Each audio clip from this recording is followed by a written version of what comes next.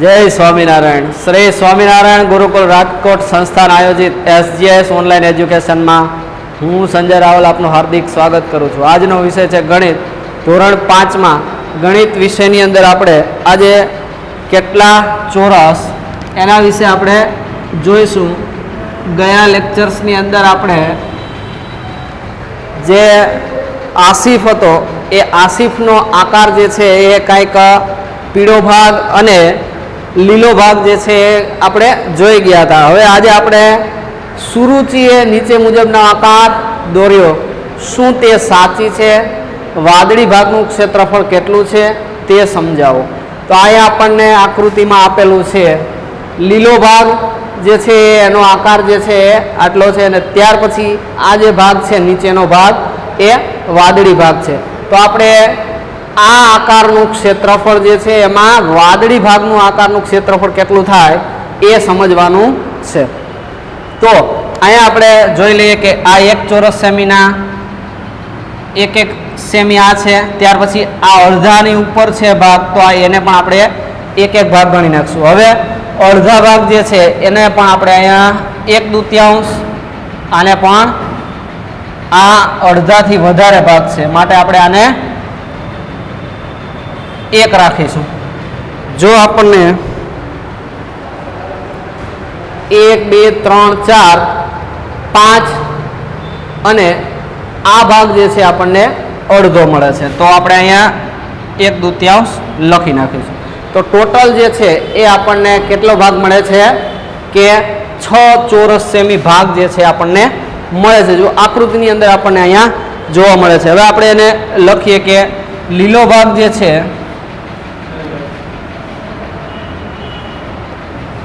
લીલા ભાગનું ક્ષેત્રફળ, તો લીલા ભાગનું ક્ષેત્રફળ બરાબર કેટલો ચોરસ છે કે 2 ચોરસ કેવા છે આખા છે,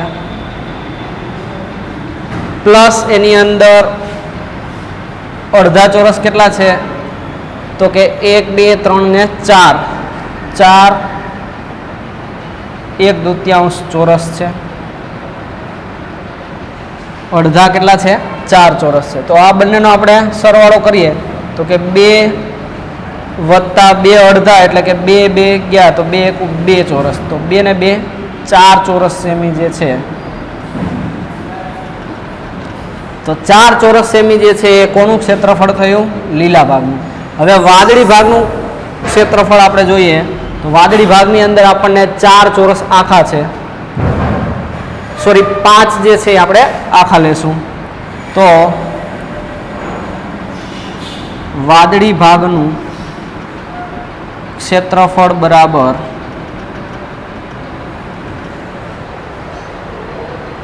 આખા ચોરસ આપણે લઈએ તો કેટલા છે એની અંદર?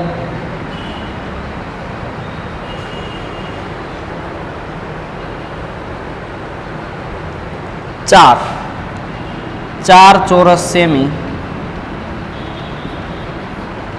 એ આખા છે, પ્લસ અડધા આપણને કેટલા મળે છે? 1 2 3 4 અને 5।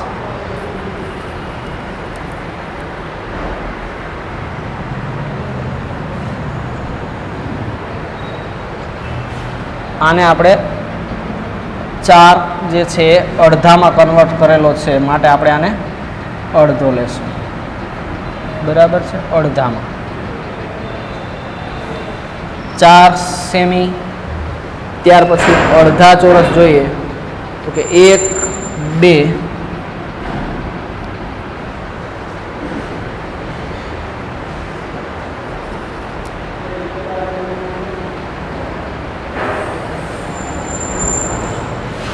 4 વત્તા આપણને 2 જે છે 1 2 3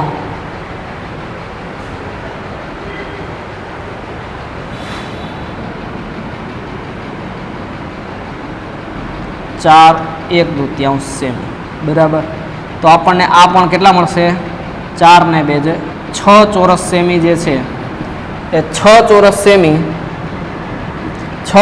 સેમી જે છે આપણને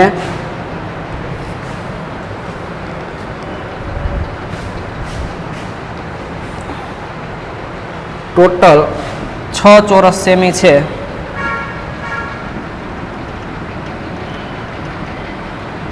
6 ચોરસ સેમી જે છે એ વાદળી ભાગનું ક્ષેત્રફળ મળશે અને લીલા ભાગનું ક્ષેત્રફળ જે છે આપણને 4 ચોરસ સેમી, એટલે કે ટોટલ આપણને 10 ચોરસ સેમી, કેટલા 10 ચોરસ સેમીનું ક્ષેત્રફળ થશે.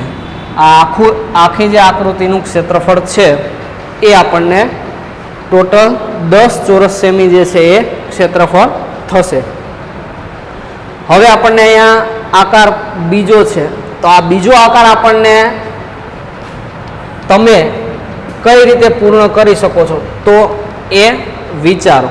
તો એના માટે પણ આપણને આકૃતિ જે છે એ આપેલી છે. એની અંદર આપણે 1 2 3 4 અને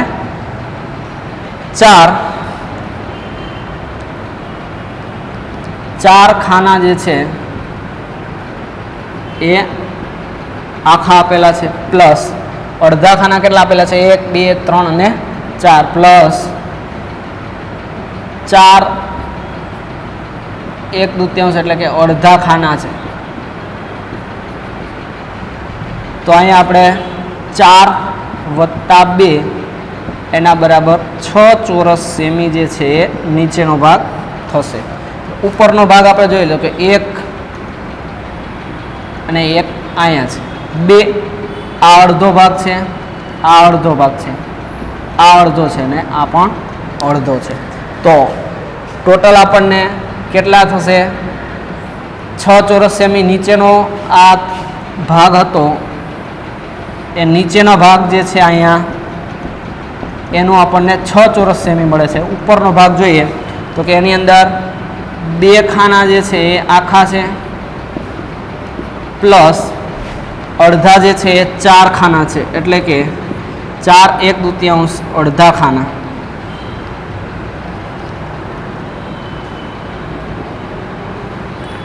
તો 2 વત્તા 4 એટલે આપણને સોરી અહીંયા 2 ઉડી ગઈ 2, તો 2 ને 2 2 વત્તા 2 બરાબર 4 ચોરસ સેમી જે છે એ આપણને ઉપરનો ભાગ મળશે. તો ટોટલ અહીંયા 6 ચોરસ સેમી, અહીંયા 4 ચોરસ સેમી, એટલે આ આકૃતિ પણ આપણને આ આકાર પણ કેવો મળશે 10 ચોરસ સેમીનો મળશે. તો આવા વિવિધ આકારો તમે છે એ બનાવી શકો જેનું ક્ષેત્રફળ કેટલું હોય કે 10 ચોરસ સેન્ટીમીટર હોય. કેટલું હોય 10 ચોરસ સેન્ટીમીટર, 10 ચોરસ સેમી એનું ક્ષેત્રફળ હોય.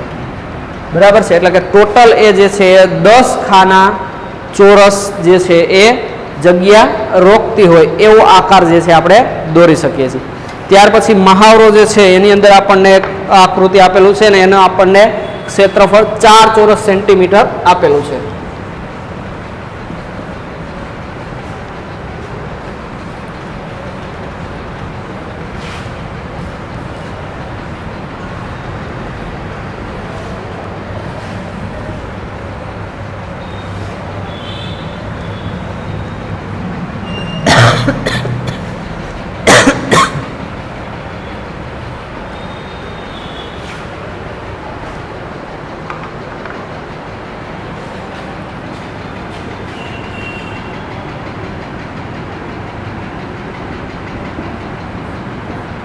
મહાવરો છે એની અંદર આપણને આપેલું છે કે આકારનું ક્ષેત્રફળ જે 4 ચોરસ સેમી થાય એ રીતે પૂર્ણ કરવાનું છે.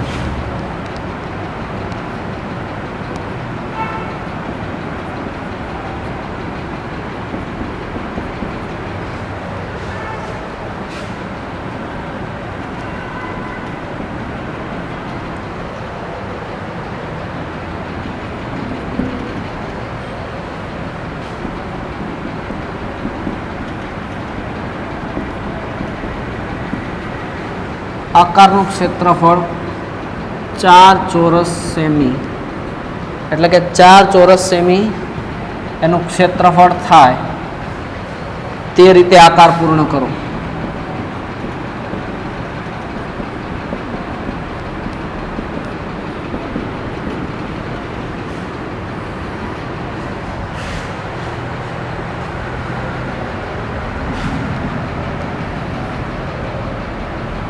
આપણને આ રીતે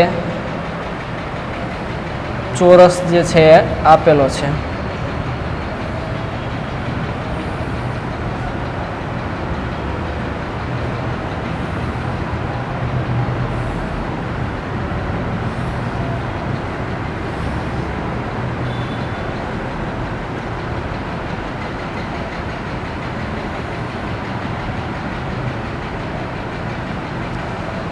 હવે આ આકારની અંદર આપણે કેટલું 4 ચોરસ સેમી ક્ષેત્રફળ થાય એ રીતે આકાર દોરવાનો છે.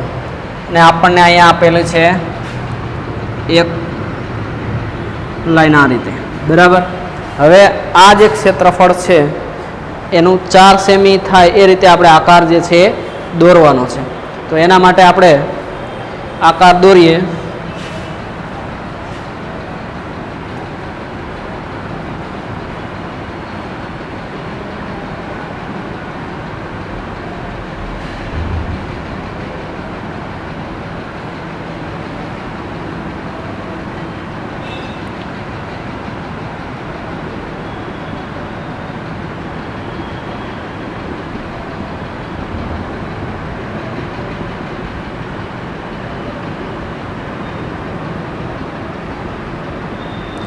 આ આકાર જે છે એ આપણને કેટલા ખાના આખા મળે છે? તો કે 3 ખાના જે છે એ આખા મળે છે. પ્લસ કેટલા ખાના અડધા છે? તો કે 2 ખાના જે છે એ કેટલા છે? અડધા છે.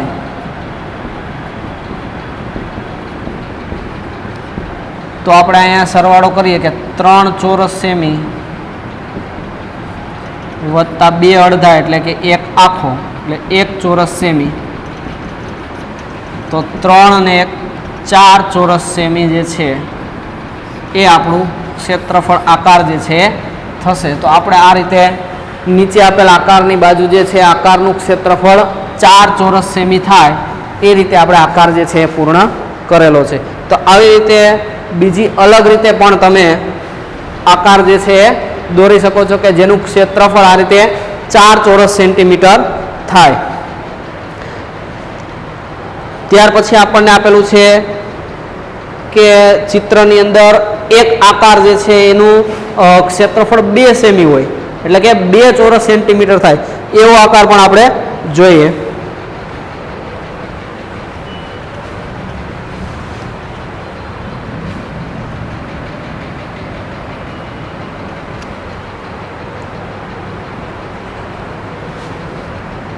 બે ચોરસ સેમી થાય. કેટલા સેમી થાય? 2 ચોરસ સેમી.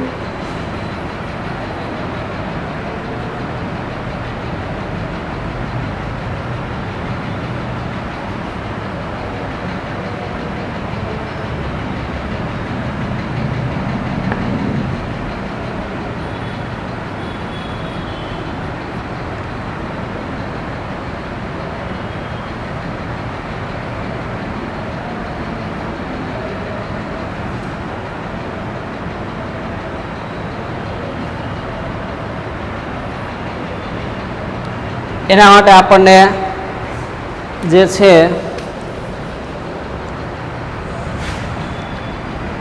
એ આકાર જે છે આપણને આ રીતે આપેલો છે. હવે આ ખાનાની અંદર આપણે 2 સેમી થાય, 2 ચોરસ સેમી. તો એના માટે આપણે આ આકાર જે છે એને આ રીતે લઈ લઈએ. જો તો આ જે છે 1/2, આ પણ 1/2, આ 1/2 અને આ પણ 1/2. તો 4 અડધા ખાના થયા, તો 4 1/2 એટલે કે અડધા ખાના. તો 4 અડધા એનો મતલબ કે 2 ચોરસ સેમી. તો આ આકારને પણ તમે બીજી રીતે જે છે દોરી શકો છો અને એ આકૃતિને આપણે પૂર્ણ કરી શકીએ છીએ. ત્યાર પછી આપણને એક લંબચોરસ 20 ચોરસ સેન્ટીમીટર લંબચોરસ આપેલો છે અને એમાંથી આપણે એ 20 સેમી લંબચોરસમાંથી 2 ત્રિકોણ જે છે એ સમાન બનાવવાના છે. તો દરેક ત્રિકોણનું ક્ષેત્રફળ કેટલું થાય? તો એની અંદર આપણે જોઈએ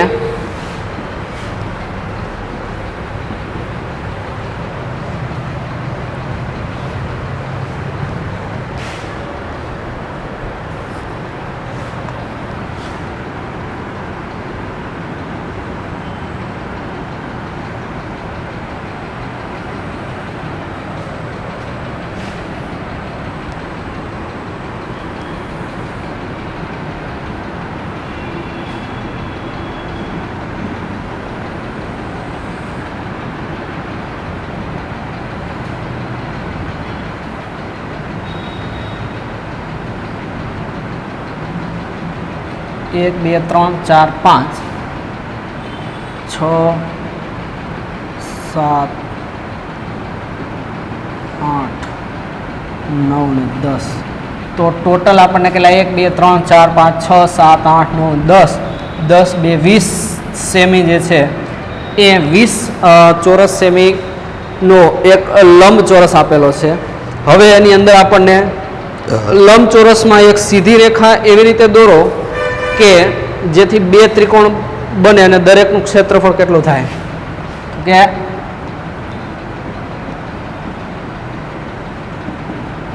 આ લંબચોરસમાં એક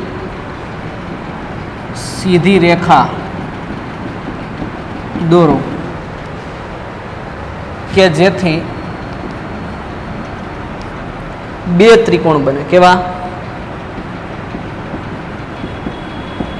બે ત્રિકોણ સરખા બને. બે ત્રિકોણ બને. દરેક ત્રિકોણનું ક્ષેત્રફળ કેટલું હશે?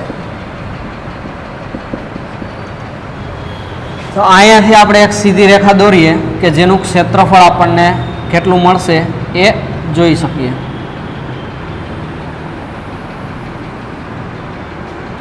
આ રીતે આપણે બે ત્રિકોણ જે છે એ બે ત્રિકોણ મળશે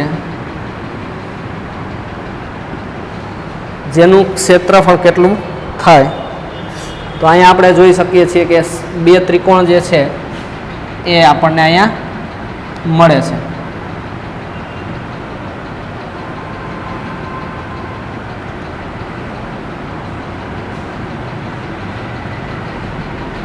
અહીંથી જોઈ શકો છો કે એક ત્રિકોણ જે છે એ ઉપરની તરફ આ રીતે દેખાશે, બીજો ત્રિકોણ જે છે એ અહીંથી તમને આ બાજુ દેખાશે. આકૃતિ આપણે છાयांकित કરી નાખીએ જેથી કરીને આપણને ત્રિકોણ જે છે વ્યવસ્થિત આકારમાં દેખાય. બરાબર છે. તો એક ત્રિકોણ જે છે આમ થશે, બીજો ત્રિકોણ જે છે આ રીતે થશે.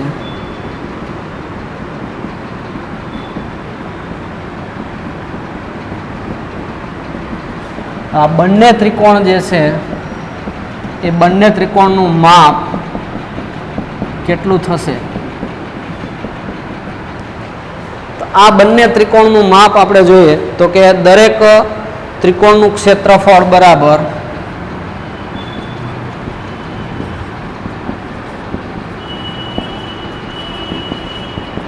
કુલ લંબચોરસનું ક્ષેત્રફળ કેટલું છે?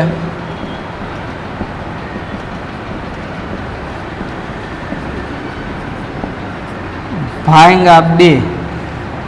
તો લંબચોરસનું ક્ષેત્રફળ આપણે 20 ચોરસ સેમી છે.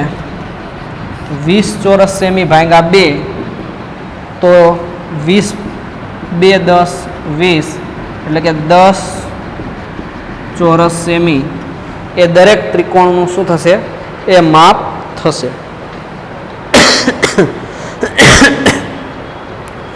એવી રીતે આપણને બીજો ત્રિકોણ જે છે એ પણ આપેલો છે અને આ દરેક ત્રિકોણની અંદર આપણને એનું માપ જે છે એ કેટલું થશે એ આપણે શોધવાનું છે. તો એ પણ તમે શોધી શકો છો. ત્યાર પછી આપણને 5 ચોરસના કોયડા આપેલા છે, એટલે કે 5 સેમી ચોરસ જે છે એ આપણે એની અંદર અલગ અલગ આકાર ઉપયોગ કરી અને એનો જે છે આકાર જે છે આપણે દોરવાના છે. તો આપણે આ જે આકારો જે છે એ આકારોનું જે ક્ષેત્રફળ છે એ કેવી રીતે મેળવ્યું અને આકારો જે છે એ લંબચોરસ છે તો એમાંથી બે ત્રિકોણ આપણને કેવી રીતે મળ્યા એ પણ આપણે જોઈ ગયા. તો આ તમામ જે છે આપણું HWની અંદર તમારે લખવાનું છે. તો વિદ્યાર્થી મિત્રો, તમને વિડીયો ગમે તો લાઈક કરો, શેર કરો અને SGS ચેનલ જે છે એને સબસ્ક્રાઈબ કરો. જય સ્વામિનારાયણ.